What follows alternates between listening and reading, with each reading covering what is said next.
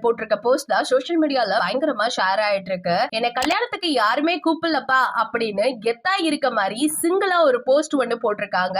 அத பத்தி இந்த வீடியோல நம்ம இப்போ தெளிவா பார்க்கலாம். நம்ம எல்லாருக்குமே தெரிஞ்ச ஒரு விஷயம் தான் விஜயகுமார் மஞ்சுளாவோட தம்பதியினரான மூத்த மகளான வனிதா. இவங்களுக்கு பெரிய அளவுல நம்ம இன்ட்ரோ கொடுக்கணும்னு தேவையே கிடையாது. தளபதி விஜயோட சந்திரலேகா அப்படிங்கிற ஒரு படம் மூலியமா தமிழ் இண்டஸ்ட்ரியில இன்ட்ரோ ஆனாங்க. அதை தொடர்ந்து நிறைய படங்கள் அவங்களுக்கு கிடைச்சிட்டு இருந்துச்சு. நல்லா தான் நடிச்சிட்டு இருந்தாங்க. ஒரு கட்டத்துக்கு மேல அவங்களுக்கு மேரேஜ் ஆனோன்னு அந்த ஒரு விஷயத்திலே கான்சென்ட்ரேட் பண்ணி இருக்கிறதுனால பெருசா அவங்க சினி இண்டஸ்ட்ரியில ஒரு கான்சென்ட்ரேட் பண்ணவே இல்ல. ஆனா வனிதாவுக்கு திருமண வாழ்க்கை ரொம்பவே நீடிச்சு போகவே இல்ல. அதுக்கப்புறம் இரண்டாவது திருமணமும் செஞ்சாங்க. அதுவும் பெரிய அளவுக்கு ரொம்ப நாள் போகவே இல்ல. சோ சீக்கிரமாவே அவங்களும் பிரிஞ்சுட்டாங்க. கணவரை பிரிஞ்சு தனியா வாழ்ந்துட்டு வந்த வனிதா அவர்கள் பிக் பாஸ் அப்படிங்கிற ஒரு ஷோக்குள்ள உள்ள போய் ரொம்பவே பிரபலமான ஒரு பர்சனா மாறினதுக்கு பிறகு வனிதாவுக்கும் அவருடைய அப்பா விஜயகுமார் அவர்களுக்கும் சில கருத்து வேறுபாடுகள் நடந்துட்டு இருந்ததை நம்ம தெளிவா பார்த்துட்டு இருந்தோம். இப்ப வரைக்கும் வனிதாவை யாருமே கண்டுக்கிறதும் கிடையாது. நடிகை வனிதா அவர்கள் அவங்களோட 2 மகளோட தனியா தான் வாழ்ந்துட்டு வந்துட்டு இருக்காங்கிறது நம்ம எல்லாருக்குமே தெரிஞ்ச விஷயம். இந்த நிலையில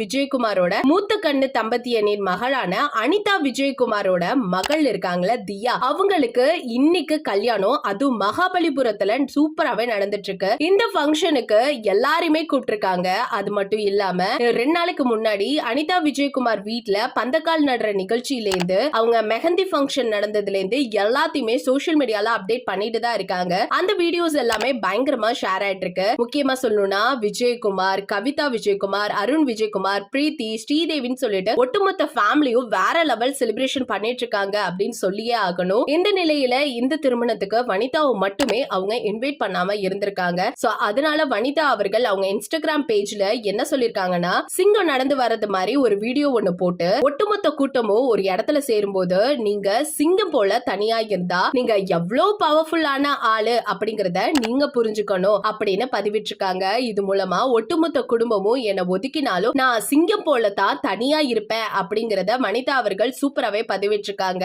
சோ இந்த செய்தியை பத்தி நீங்க என்ன நினைக்கிறீங்க அப்படிங்கறத பத்தி மறக்காம நம்ம கமெண்ட் செக்ஷன்ல ஷேர் பண்ணிக்கோங்க.